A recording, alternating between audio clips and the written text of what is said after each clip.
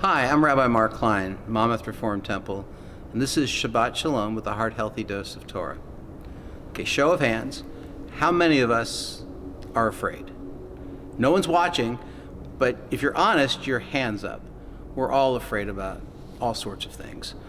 And most people don't realize that they're afraid, or at least don't realize what we're afraid of, but anytime that we operate from the position that ours is the only possible answer, it's because we're afraid of learning that there's other people out there equally valid and dignified who believe differently than we. Nelson Mandela taught us that I learned that courage was not the absence of fear, but the triumph over it.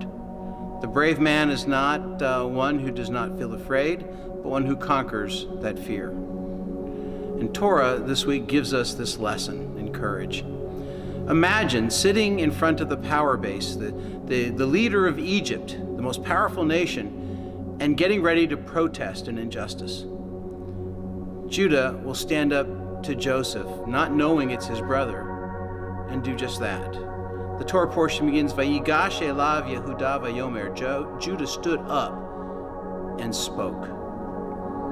Torah highlights this word, begins the portion with this word, Vayigash, because the root is the term that you use when anybody stands up courageously and faces danger. Judah stood up to Joseph. General Patton taught us that courage is fear, but holding on a minute longer. To effect justice, Judah had to be afraid, but overcome his fear and stand up to the chancellor of all Egypt. He was an upstander. The world changes because upstanders, people stand up to be heard, to be counted, even when they're afraid. And the people who bystand, they're the ones that cause chaos to reign. And the scales of justice tip in one direction or the other based on our behaviors and based on our responses to trauma in this world. And this is not just about justice in the streets or in the courts. This is about how we see our lives. From the Hindu Upanishads, we read, "Who sees all beings in one's own self and one's self in all beings loses fear."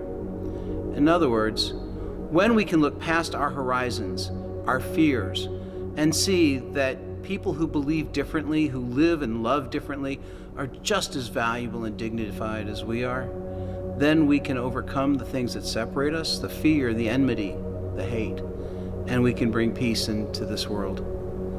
So the rabbis taught, Elu ve'elu divrei Elohim chaim, these words and these words, both are the words of the living God. And if we ever want to find our way into peace, we have to make those words the mantras of our personal meditations and the focus of our hearts. You and I, we can believe differently. We can see the world through different lenses, and we can celebrate each other. We must celebrate each other. So I want to wish you a Shabbat Shalom. To my Christian friends, I hope it's a Merry Christmas.